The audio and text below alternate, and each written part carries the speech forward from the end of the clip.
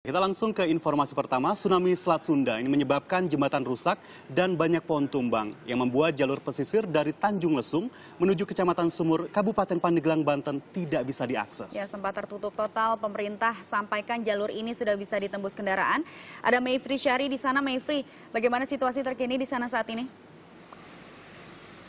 Ya, Rika dan juga Tommy, Kabupaten Pandeglang memang menjadi salah satu atau bisa dikatakan daerah yang paling parah terdampak tsunami yang terjadi di Selat Sunda pada Selasa lalu. Karena memang jaraknya ini yang terdekat jika dibandingkan dengan daerah lain dengan lokasi dari anak Gunung Krakatau tersebut. Dan kalau kita bisa gambarkan di sini, beginilah kondisi dan juga situasi di salah satu desa, yaitu Desa Sumberjaya yang terletak di Kecamatan Sumur, Kabupaten Pandeglang. Kalau kita bisa lihat di sini kondisi rumahnya ini hancur, banyak kemudian yang juga rusak akibat terjangan tsunami yang terjadi pada Selasa malam lalu. Tidak hanya itu saja, di sekitar sini memang juga bisa kita temukan banyak sekali kapal-kapal nelayan yang juga ikut tersapu dengan ombak akibat dari dampak terjadinya tsunami pada Sabtu lalu. Dan kalau bisa dikatakan dari Basarnas sendiri menyatakan bahwa jumlah korban jiwa ini pada hingga pagi ini, hingga Selasa pagi ini sudah mencapai 39 orang dan seluruhnya ini kemudian dievakuasi untuk dilakukan identifikasi lebih lanjut di RSUD Berkah Pandeglang dan juga RSUD Serang begitu. Namun dari Basarnas memastikan bahwa jumlah korban jiwa ini akan bertambah, akan terus bertambah karena memang proses evakuasi ini baru maksimal bisa dilakukan mulai hari ini.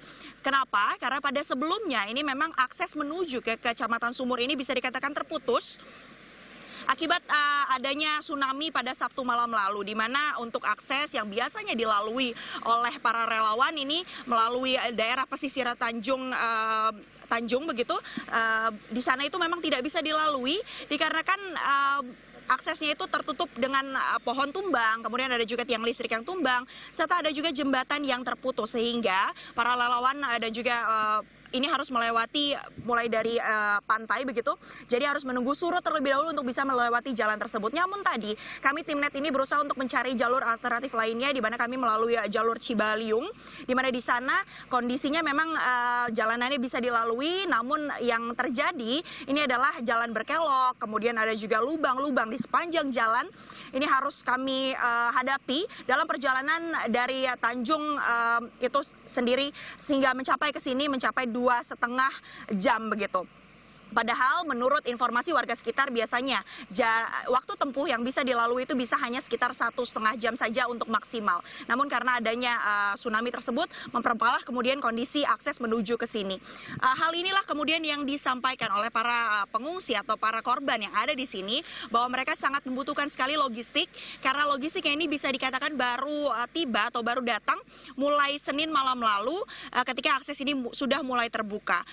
Oleh karena itu para korban ini menyatakan bahwa mereka membutuhkan banyak sekali bantuan, baik itu berupa makanan, kemudian juga berupa pakaian, dan juga alas tidur, hingga kemudian obat-obatan untuk kemudian mengobati kondisi tubuh mereka yang mengalami luka-luka. Sementara ini memang mereka menyatakan bahwa sebelum datangnya logistik, yang mereka bisa lakukan adalah mengais sisa-sisa barang yang tersisa, mulai dari selimut, kemudian juga mencari sisa-sisa makanan yang ada di sekitar area ini untuk kemudian bertahan hidup.